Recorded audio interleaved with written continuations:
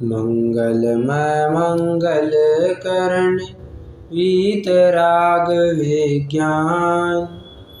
नमो ताहि जात भय अरहंतादि महान।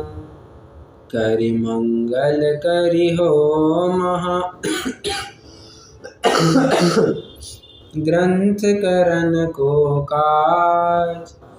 जात मिलै समाज सब पावे निज पद राज। बहुविधि मिथ्या गहन करि मलिन भयो निज भाव। ताको होत अभाव है सहज रूप दर्शाव। श्वेतांबर के कुछ गच्छ है जो मानते हैं कि मूर्ति पूजा करना ही योग्य नहीं है। सर्वप्रथम तो मूर्ति स्थापित करने के लिए वे विरोध करते पाए जाते हैं, और एक बार ये सिद्ध हो जाए कि बाबा मूर्ति स्थापित करना कोई गलत बात नहीं है, वो सही है, तो मूर्ति पूजा का निषेध करते हैं।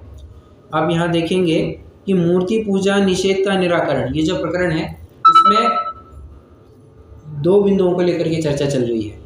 मूर्ति स्थापना का निषेध का निराकरण और मूर्ति पूजा निषेध का निराकरण, दोनों बातें चल रही है। हेडिंग भले ही मूर्ति पूजा निषेध का निराकरण दिया हो, बट आपको ये प्रकरण के अनुसार समझना पड़ेगा। कल अपन ने एक पैराग्राफ इसका कंप्लीट किया था जहाँ पर ये बताया गया था कि बाबा मूर्ति स्थापित करना कोई दोष नहीं है। वो कहता है कि नहीं साहब, पाप होता है इससे, मूर्ति बनाना, उत्खनन करना, वो प्रतिमा बनाना, सब करना पृथ्वी का एक जीवों का घात होता है, हिंसा होती है। पंडित साहब कहते हैं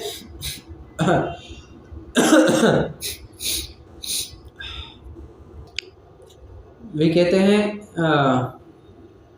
क्या कह रहा था मैं पंडित साहब, हाँ, तू हिंसा का एकांत कर बैठा है। हिंसा के नाम पर भले ही जिनागम में सर्वत्र लिखा होगा कि भगवान के नाम पर की गई हिंसा भी महाहिंसा है, तो तू हिंसा का एकांत कर बैठा है। क्यों? क्योंकि बराबर से व्यापार धंधे में तो उलझता हुआ देखा जाता है।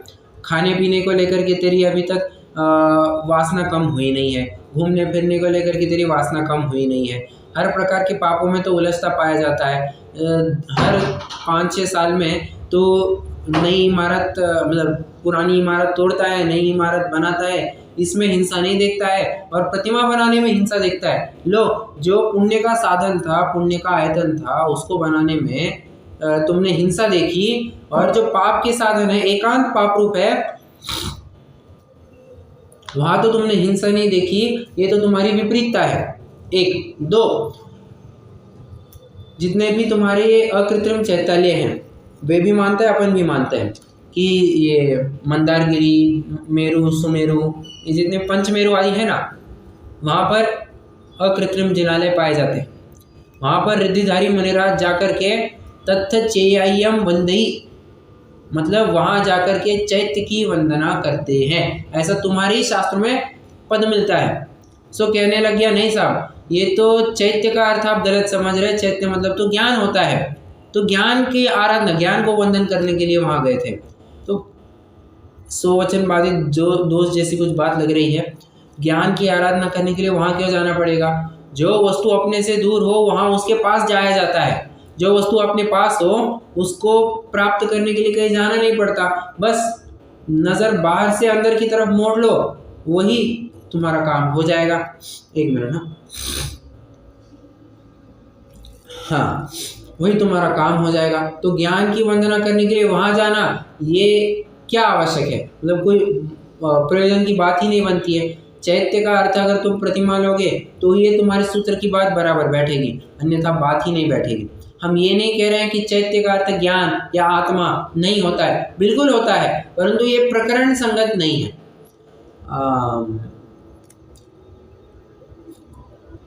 टोडरमल जी की शैली जरा देखिए, दूसरे वाले को ही उसके ग्रंथ खोल करके दिखाना और बताना कि तेरे ये इस पद का ये अर्थ है। इस शैली को आचार्य ऐसे कहते हैं। आप अगर रत्नवंश रावकाचार्य के प्रस्तावना अगर पढ़ेंगे, प्रस्तावना के साथ साथ आचार्य समंतभद्र का व्यक्तित्व कर्तृत्व अगर पढ़ेंगे तो वहाँ पर आपको मिलेगा एक सूत्र आता है, आचार्योहम कविरहमहम मांत्रिकस्तांत्रिकोहम दैवज्ञोहम विषगहमहम, ऐसा एक श्लोक आता है उनके लिए। आचार्य समंतभद्र अपनी व्याख्या कर रहे हैं कि मैं मांत्रिक हूँ, मैं तांत्रिक हूँ, मैं आचार्य हूँ, मैं विद्वान हूँ, और अधिक क्या कहो, मैं तो सिद्ध सारस्वत हूँ, ऐसी घोषणा वे कर रहे हैं। वहाँ पर आचार्य मतलब क्या पता है?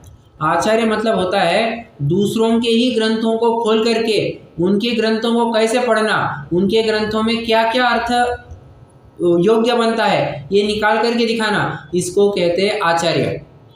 अब व्यर्थ ही में पंडित साहब को भी आचार्य कल्प ये उपाधि दी नहीं है, व्यर्थ ही में नहीं दी है, ये उसके पीछे का एक कारण है।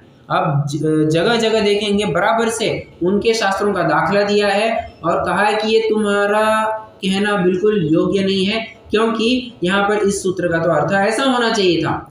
ये स्वयं पंडित साहब भी बता रहे हैं, मतलब उनकी गलती क्या है वो भी बता रहे हैं, उसके साथ सही कैसे पढ़ना, सही रूप से कैसे पढ़ना ये भी बता रहे हैं। आचार्य तो इसी को कहते हैं। हालांकि इनको आचार्य कह देते तो कदाचित थोड़ा सा अपवाद तक हो सकता था, इसलिए फिर आचार्य नहीं बट आचार्य कल्प की उपाधि इनको दे दी गई। सो सही ही है। पंडित साहब के ज्ञान की विद्वत्ता की आप जरा क्या कहना चाहिए, लोहा मारना पड़ेगा कि इतनी कम उम्र में इतना अध्ययन किया, और सिर्फ अपना ही नहीं दूसरों का भी अध्ययन किया और उसके ऊपर लेखनी भी चलाई, ये विशेष कार्य है। आइए अब अपने प्रकरण में आ जाते हैं, अगले पैराग्राफ की तरफ बढ़ना है। जो लेटेस्ट पैराग्राफ था वहाँ पर तो अकृत्रिम जिनालय की बात आई। अब नंदीश्वर द्वीप की बात आती है। नंदीश्वर द्वीप कितना कौन सा द्वीप है?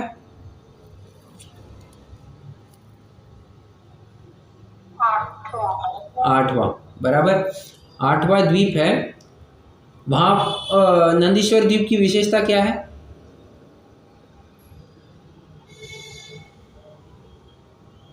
अकृत्रिम जिनालय है, बराबर, और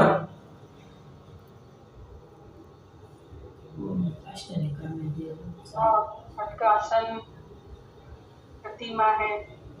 अरे हो उसकी हाँ वेदी में प्रतिमाएं हैं और वहाँ पर देव पूजा करने जाते हैं। हाँ ये मुख्य बात है। ये सब बातें बिल्कुल सही है कि वहाँ पर अकृत्रिम जिनालय है, सब पद्मासन में है, बट मेन बात वो नंदीश्वर द्वीप का अगर प्रकरण आता है तो समझ लेना चाहिए अष्टानीक से जुड़ी बात आएगी ही आएगी, क्योंकि नंदीश्वर द्वीप का औचित्य ही एक प्रकार से वो देखा जाता है कि वहाँ पर अकृत्रिम जिनालय है। ये जितने भी देव हैं ये 8 दिन के लिए 8वें द्वीप में जाते हैं। 8 दोनों एक कोइंसिडेंस, तो 8वें द्वीप में जाते हैं, वहाँ पर खूब भक्ति आराधना पूजन करते हैं। अब ये जो अपन ने माना है ना, सेम टू सेम बात श्वेतांबरों ने भी मानी है, सेम टू सेम बात। हाँ कि वहाँ पर अकृत्रिम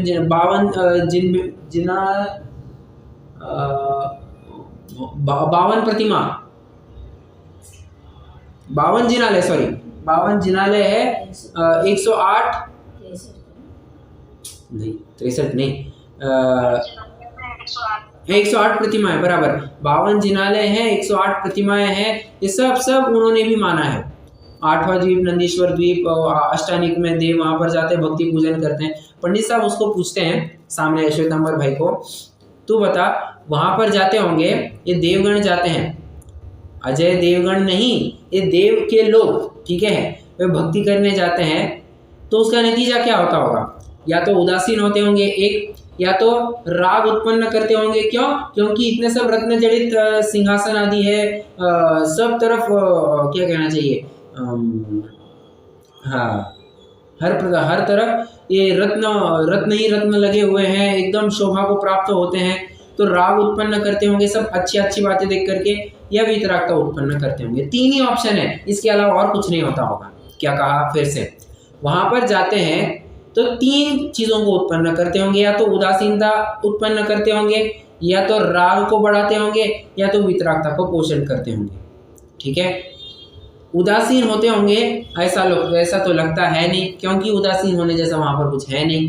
1 2 राग उपजेगा ही नहीं। क्यों? क्योंकि सम्यक दृष्टि वितरागी प्रतिमा को देख करके राग कभी भी उपजता ही नहीं है। सिंपल सी बात है। तो बचा क्या? वितरागता। इसलिए वितरागता की ही उपासना वहां पर होती है।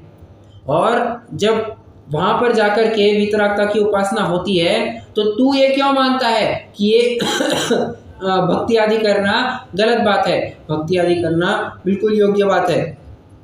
अवलंबन कहीं ना कहीं लेना पड़ता है। अरे शची इंद्राणी, कौन शची इंद्राणी?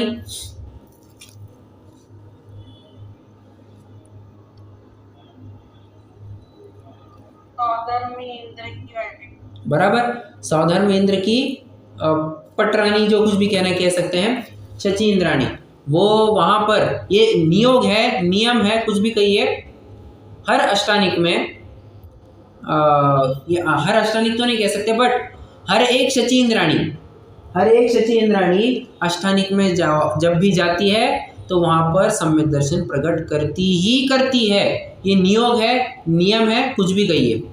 अब जिन प्रतिमा ये साक्षात सम्यक दर्शन में निमित्त हो रही है, तो तुम ये क्यों निषेध कर रहे हो कि प्रतिमा होती ही नहीं है? अरे होती है, और सम्यक दर्शन आदि में भी निमित्त होती है। ये मान ये मानना पड़ेगा। अब वो थोड़ा सा मानने को तैयार नहीं है। वो कहता है नहीं, ऐसे कैसे कह रहे आप, ये तो देवों का सहज नियोग है।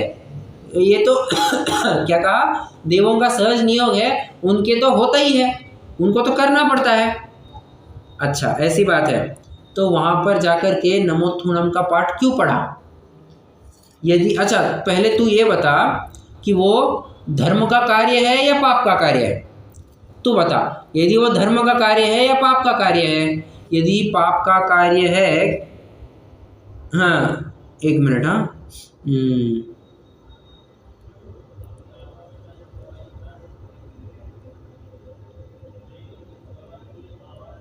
हाँ सॉरी पहले धर्म की बात रखते हैं। यदि तू कहेगा कि ये धर्म का कार्य है तो बराबर बात सिद्ध हुई। हम जो कहना चाह रहे हैं कि बाबा इससे पुण्य बंद होता है, ये जो हम सिद्ध करना चाह रहे हैं इससे धर्म होता है। एक देश रूप से धर्म कह सकते, कोई दिक्कत नहीं है। क्यों? इसको भक्ति आदि करने को भी धर्म कैसे कह सकते हैं?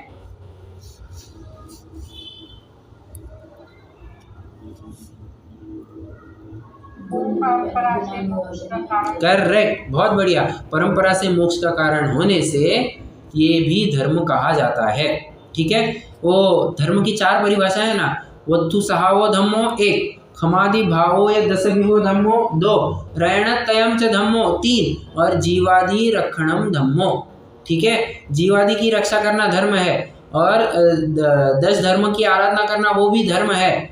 तो इन दोनों के अंतर्गत कहीं ना कहीं वो भक्ति सब आ ही जाता है, ये मानना पड़ेगा। ठीक है, और कैसे आ जाएगा? चलो, 10 धर्म के अंतर्गत एक है तप धर्म है।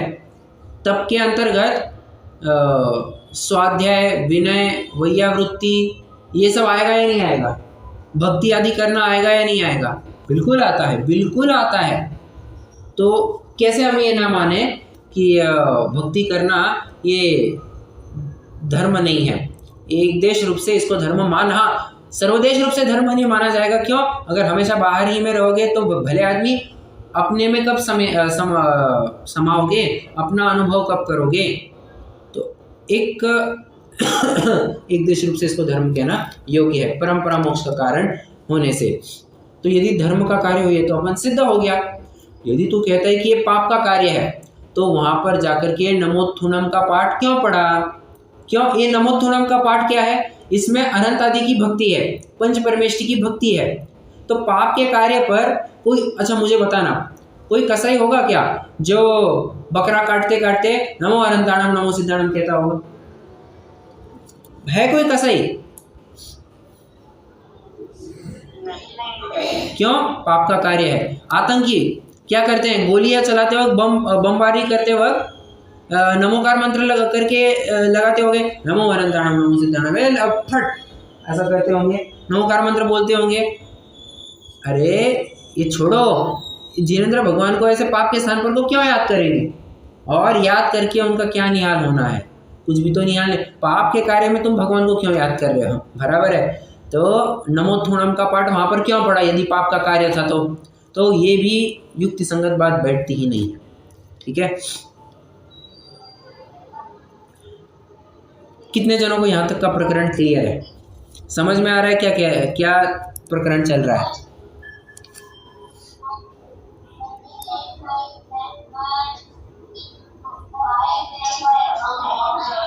अरे समझ में आ रहा है नहीं?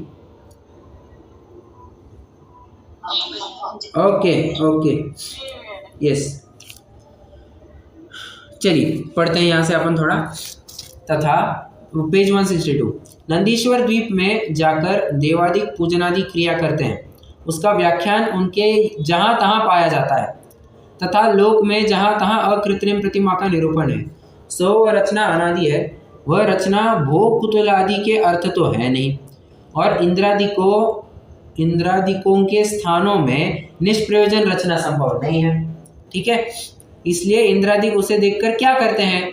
या तो अपने मंदिरों में निष्प्रयोजन रचना देखकर उससे उदासीन होते होंगे, एक वहां दुखी होते होंगे, परंतु यह संभव नहीं है। ये उदासीनता उत्पन्न हो, यह संभव ही नहीं है। या अच्छी रचना देखकर के विषयों का पोषण करते होंगे, परंतु अनंत की मूर्ति द्वारा सम्यक दृष्टि अपना विषय पोषण करे, यह भी संभव नहीं है। दो, इसलिए वहां उनकी भक्ति आदि ही करते हैं, यही संभव है। भक्ति आदि करते हैं, वितरागता को बढ़ावा देते हैं, यही तो बात करते हैं। तो तीसरी जो पॉसिबिलिटी है वही बात बनती है। उनके सूर्याभ देव का व्याख्यान है, ये पहला पैराग्राफ आपको समझ में आ गया होगा। उनके सूर्याभ देव का व्याख्यान है, वहाँ प्रतिमा जी को पूजने का विशेष वर्णन किया है, उसे गोपने के अर्थ कहते हैं। देवों का ऐसा ही कर्तव्य है। मैंने कहा था ना कि देवों का नियोग ऐसा करना पड़ता है उनको, देवों का ही ऐसा ही कर्तव्य है। सो सच है, परंतु कर्तव्य का तो फल होता है या नहीं होता है? मुझे बताइए। कोई खून बलात्कार करे और ये कहे कि नहीं साहब हमारे भाव नहीं थे, ये तो हो गया, हमें ऊपर से प्रेशर आया था, दूसरे वाले को तो पकड़ेंगे, इसको छोड़ेंगे या नहीं छोड़ेंगे? नहीं साहब हमारे भाव नहीं थे, बस हो गए, शरीर की क्रिया हो गई, ना मन से ना वचन से कुछ नहीं हुआ, बस शरीर की क्रिया हो गई। क्या कानून क्या करेगा? जेल में डालेगा या नहीं डालेगा?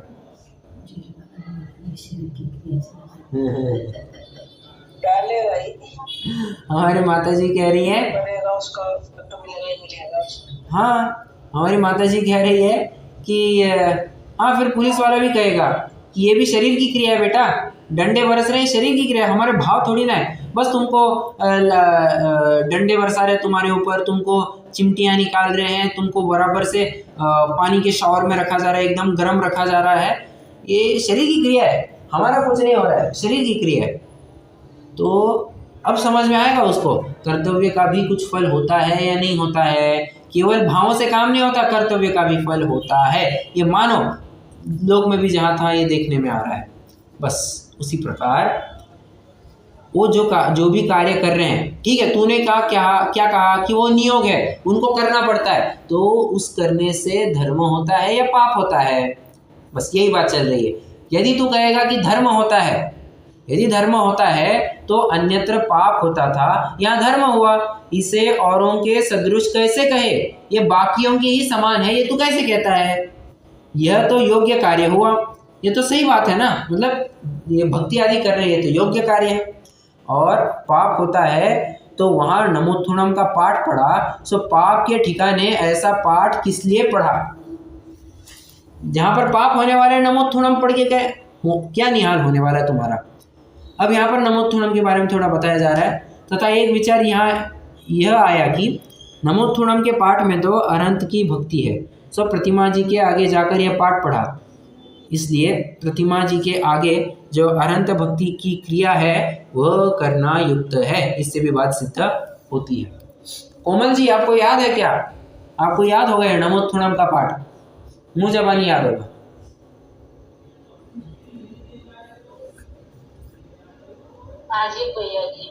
हाँ, श्वेतांबरों की एक प्रकार से ना थोड़ा सा श्वेतांबर, उसमें भी थोड़ा स्थानकवासी देखेंगे तो इस बात को लेकर के कंठपाठ आदि थोड़ा विशेष करते हैं।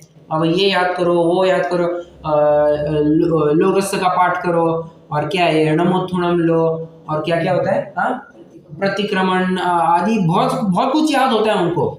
चत्तारी मंगल, नमोकार मंत्र, कई सारे भक्तामर, ये कई सारे उनको याद रहता है। मुंह जबानी धाड़ धाड़ धाड़ याद रहता है। यहाँ पे क्या है, मूर्ति पूजा नहीं है तो नहीं है। बराबर बराबर, मूर्ति पूजा, हाँ, यहाँ पे मूर्ति पूजा क्रिया नहीं है ना, इसलिए ये सब क्रिया ज्यादा होती है। बराबर बराबर, मूर्ति पूजा नहीं है तो क्या करना, जिनवाणी सामने, अब जिनवाणी को ना प्रक्षाल करना है ना द्रव्य चढ़ाना है, क्या करना है, पढ़ो धड़ाधड़, फिर याद करते जाते, धड़ाधड़ याद करते जाते हैं। बट एक प्लस पॉइंट होने के साथ साथ एक माइनस पॉइंट भी है। क्या इनको, हाँ, आवाज ब्रेक हो, आवाज ब्रेक हो रही है? आवाज ब्रेक हो रही है। सबको दिक्कत आ रही है या बस शशि जी को दिक्कत है? हाँ, पहले हो रही थी, अभी तो करो। पहले ब्रेक आ रही है, शशि, सही आ रही है। शशि जी फिर आपको ही थोड़ा सा चेक करना पड़ेगा, क्योंकि बाकियों को तो ठीक से आ रही है। हाँ जी, पहले थोड़ी गड़बड़ी थी, अभी थोड़ा है। Okay okay, no problem. क्या कह रहा था, हाँ, ये बहुत सारा याद होना ये एक प्लस पॉइंट है, बट माइनस पॉइंट इसका ये है कि इनको भाव कुछ पूछो, इनका अर्थ ही पता नहीं होता है। इसमें क्या लिखा है, इस पंक्ति का क्या अर्थ है, और एक पंक्ति का लाइन, एक लाइन का अर्थ पता नहीं होता है। बस वो कंठ की विद्या है, क्या कहना चाहिए, रटंत विद्या है, रट्टू पोपट होकर के उनको सब याद हो गया है। भाव पूछने जाओ तो उनको अर्थ एक भी का पता नहीं होता है। और अपने यहाँ पर थोड़ा उल्टा है।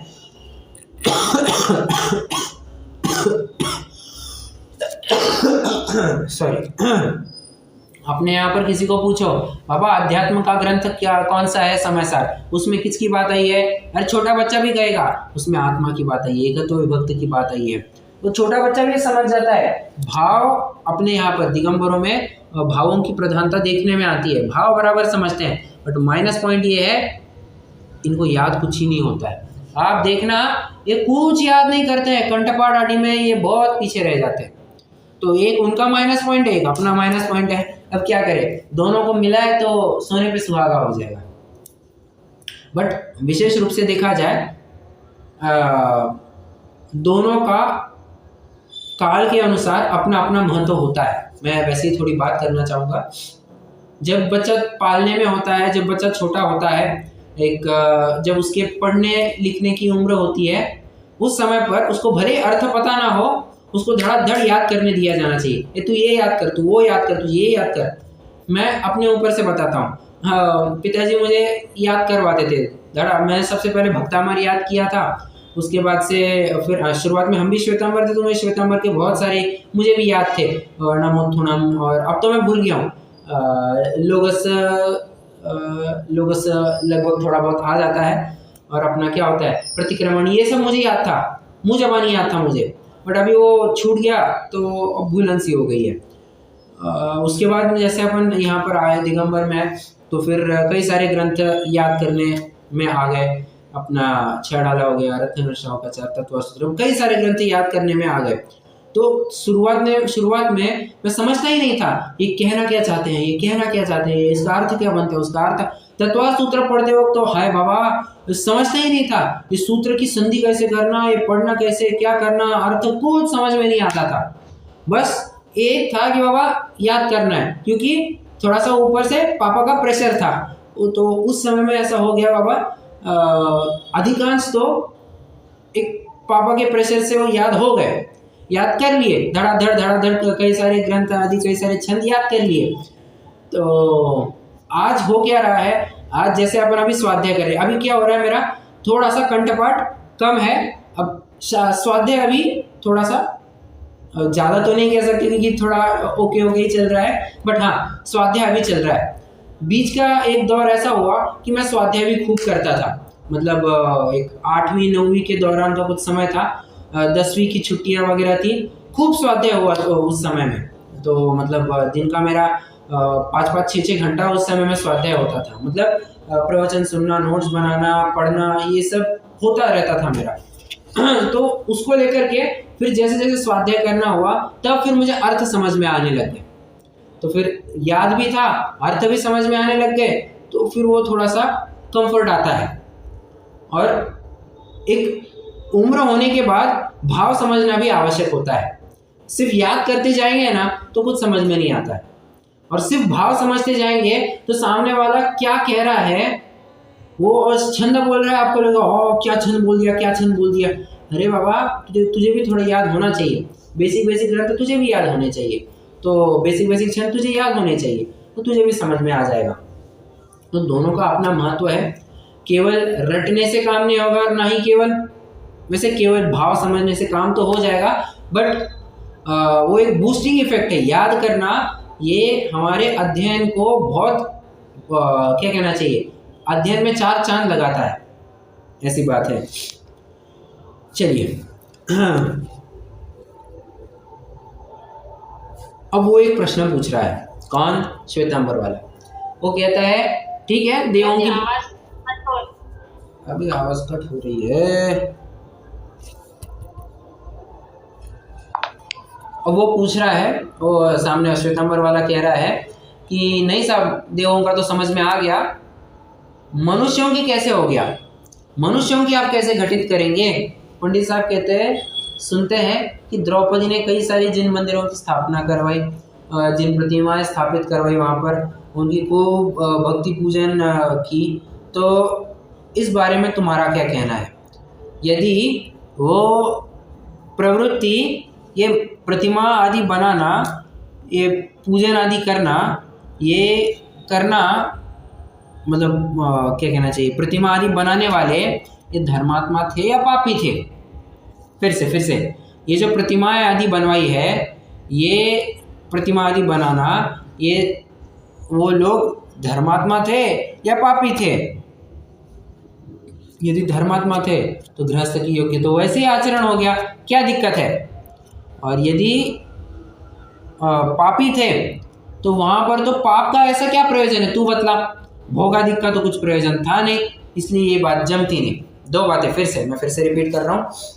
ये जो प्रतिमा आदि बनवाई, वो लोग जो है बनाने वाले, वो धर्मात्मा थे या पापी थे?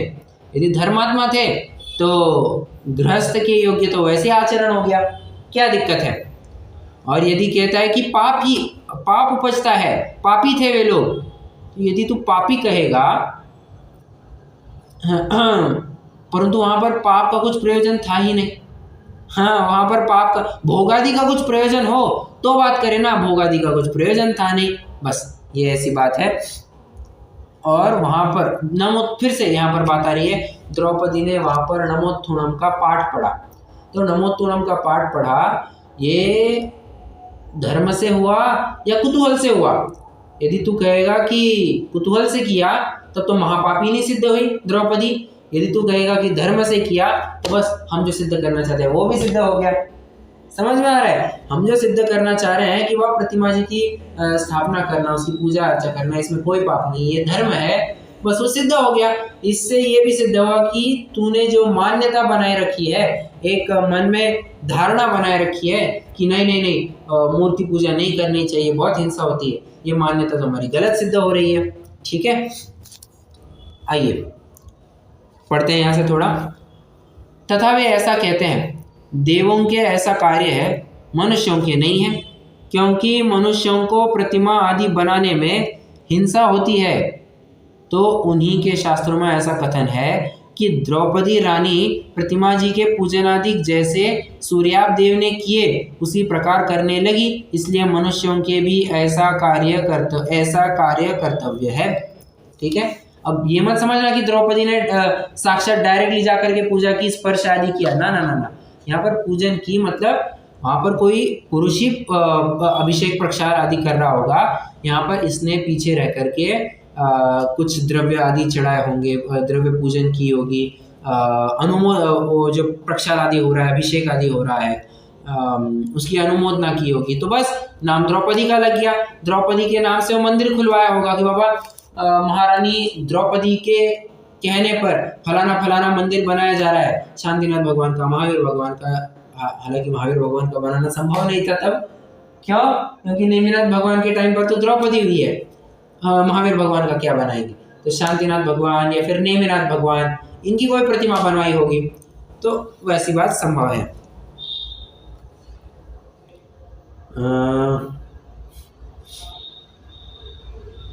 हाँ, आगे यहाँ एक यह विचार आया कि चैत्यालय प्रतिमा बनाने की प्रवृत्ति नहीं थी, तो द्रौपदी ने किस प्रकार प्रतिमा का पूजन किया तथा प्रवृत्ति थी तो बनाने वाले धर्मात्मा थे या पापी थे?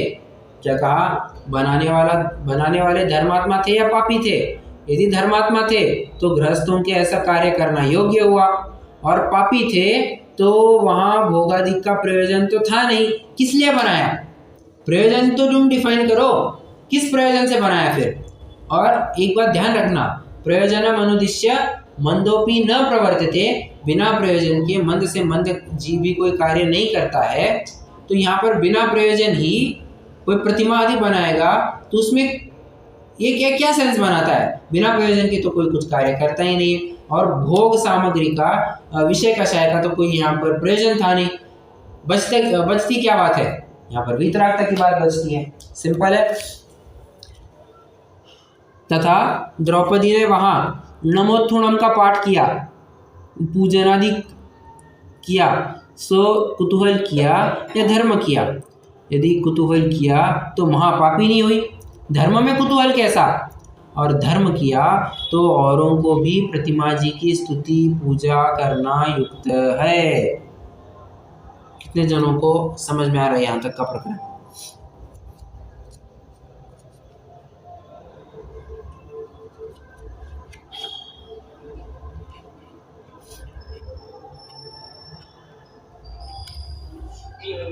ओके, अब वो पूछ रहा है कि क्या होता है स्थापना की, ठीक है, पूजन आदि करने से क्या होता है? अब यहाँ तक वो स्थापना करने की बात चल रही थी, ठीक है, अब यहाँ तक स्थापना करने की बात चल रही थी। अब प्रकरण है स्थापना के साथ साथ उसकी पूजा करना भी युक्त है, ये यहाँ पर अब बताया जा रहा है। पर सामने वाला प्रश्न कर रहा है स्थापना की तो ठीक है, बट इससे प्रयोजन क्या है? क्यों करना है? ये सब करने का मतलब क्या है? करने से बनता क्या है?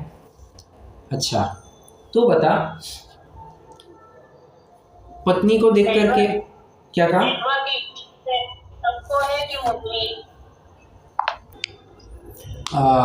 कहाँ तक आया था प्रकरण? हाँ, अब बात ये आ रही है, मैं फिर से दोहराता हूँ। वो पूछ रहा है ठीक है स्थापना करना ये तो मान लिया, पूजन करने का क्या प्रयोजन, क्या होता है पूजा करने से? ठीक है, तुम बताओ, रसगुल्ला देखने पर खाने का मन होता है या नहीं होता है? गुलाब जामुन, जो भी पसंदीदा चीज़ होती है, सूंघते से ही, थोड़ा सा स्मेल आते से ही खाने की इच्छा होती है नहीं होती है? होती है, ऑफ कोर्स होती है। अच्छा, कोई स्त्री को देख करके, फोटो देखकर, चलो स्त्री को देख करके विकार होता है नहीं होता है? ऐसा जुबान संभाल करके, ठीक है, स्त्री की फोटो देख करके, और वो भी कैसी, आंखें नीचे ली हुई है, वो घूंघट वगैरह सब लिया हुआ है, प्रॉपर शालीन भेष में है, विकार होता है नहीं होता है? होता है। फोटो देख करके थोड़ा सा कषाय भाव जागृत होते हैं, ये मान। तो यदि पाप को लेकर के ये सब होता है तो पुण्य कार्य में वीतरागी प्रतिमा देख करके वीतरागता क्यों उत्पन्न नहीं होगी? इसका कारण तू बतला। यदि राग के साधनों को देख करके राग उपजता है तो वीतरागता के साधनों की हयाती में वीतरागता उपजती नहीं है, इसका कारण क्या, इसका कारण तू बतला। ये तो संभव ही नहीं है, मतलब वीतरागी के सानिध्य में वीतरागता उपजती है, ये मानना पड़ेगा। ठीक है, आइए थोड़ा पढ़ते हैं। तथा वे ऐसी मिथ्या युक्ति बनाते हैं, एक ये है ना, अज्ञानोपास्तिर अज्ञानम ज्ञानम ज्ञानी समाश्रय ददाति यत्तु यस्यास्ति सुप्रसिद्धमिदं वच। इष्टोपदेश का एक श्लोक है, होना चाहिए लगभग 19वां 20वां श्लोक होना चाहिए, देखना पड़ेगा। तो वहां पर क्या कह रहे हैं, ददाति यत्तु यस्यास्ति सुप्रसिद्धमिदं वच।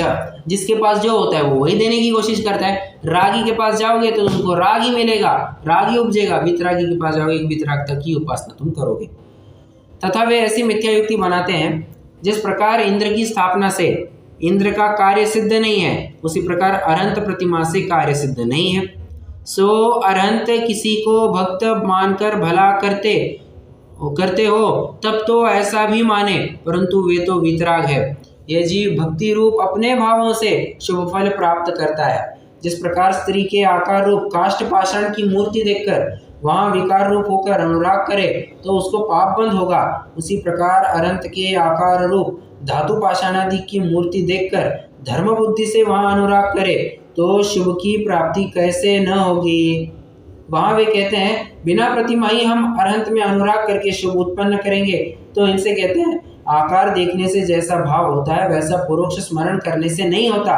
इसी से लोक में भी स्त्री के अनुरागी स्त्री का चित्र बनाते हैं, इसलिए प्रतिमा के अवलंबन द्वारा भक्ति विशेष होने से विशेष शुभ की प्राप्ति होती है। ठीक है, मतलब निमित्त नैमित्तिक माना कि कारण कार्य संबंध नहीं है, होगा ही, बट निमित्त नैमित्तिक संबंध तो तू मान कि देखो प्रतिमा सम्यक्तों में निमित्त है, ये निमित्त रूप से मानना पड़ेगा। ठीक है, उपादान रूप से तो तुम्हारा अपना पुरुषार्थ ही कार्य करेगा। पुरुषार्थ नहीं होगा तो कितने भी निमित्त हाजिर करो काम नहीं होगा, और उपादान होगा तो एक निमित्त में भी काम हो जाता है। कहने की बात इतनी है कि निमित्त जरूर है, परंतु लोक व्यवहार में निमित्त की प्रधानता होती है। इसलिए तू ये मान कि वितराग भगवान की सेवा उपासना, ये नहीं हम कह रहे हैं कि उनके पैर दबाना है, कुछ करना है, नहीं। शुभ भाव, उनके प्रति के गुणों का स्मरण, उनके गुणों का अहोभाव, भक्ति भाव, यही तो व्यक्त करना है, बस यही तो भक्ति है, यही तो पूजा है, और क्या है। हम ये भी थोड़ी कह रहे हैं कि ये एक द्रव्य लेकर के चढ़ाओ, नहीं नहीं नहीं, भक्ति करो, अपने भाव उज्जवल रखो, बस अपना काम हो जाएगा। ठीक है, चलिए मुझे लगता है अपन यहाँ पर रुक जाते हैं, कोई प्रश्न हो तो पूछ सकते हैं, नहीं तो अपन अभी चिन्ह करते हैं।